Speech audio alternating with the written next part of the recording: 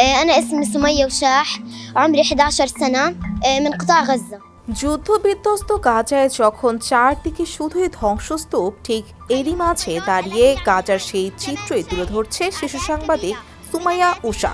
মাত্র 12 বছর বয়সী ছোট্ট সুমাইয়া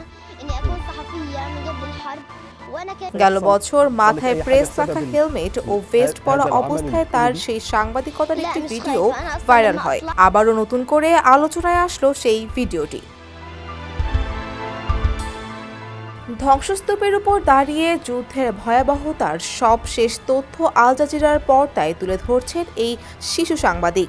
ভিডিওটিতে তাকে বলতে শোনা যায়, আমার নাম সুমাইয়া উষা, আমার বয়স 11 বছর, আমি গাজা উপত্যকা থেকে এসেছি। আল জাজিরা তাদের প্রতিবেদনে গাজার সবচেয়ে কম বয়সী সাংবাদিক হিসেবে পরিচয় করিয়ে দিয়েছে। এই প্রতিবেদনে শিশু সাংবাদিক সুমাইয়ার বিভিন্ন সময়ের ধারণ করা ভিডিও প্রতিবেদনের কিছু কিছু অংশ তুলে ধরা হয়। তাকে বলতে শোনা যায়, এই বাড়িতে 17 জন মানুষ শহীদ হয়েছেন। বোমা আঘাতের ভয় যেন কোনোভাবেই কাবু করতে পারছে না তাকে। অন্য একটি ভিডিওতে দেখা যায়, একটি শরণার্থী শিবির থেকে সুমাইয়া বলছে, আমি এখন নুসিরাত শরণার্থী শিবিরে আছি।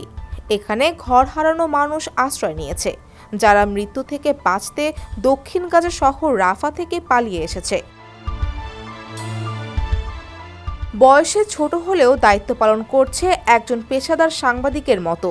11 বছর বয়সী শিশু সাংবাদিক সুমাইয়া উষা নিচ্ছে সাক্ষাৎকার, তুলে ধরছে গাজার যুদ্ধ বিধ্বস্ত জীবনযাপন, সাধারণ মানুষের আত্মহীন কষ্ট এবং অসহায়ত্ব।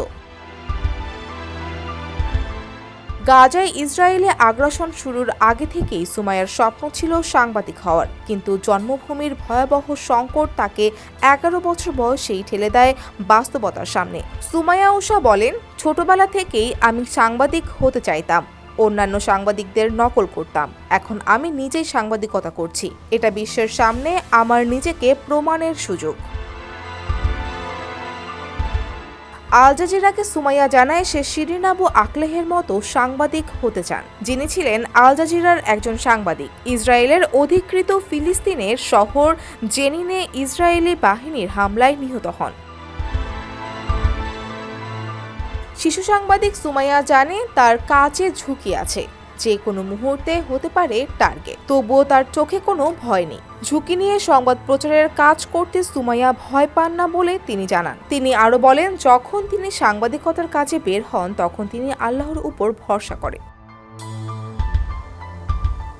ডেস্ক রিপোর্ট, সমকাল।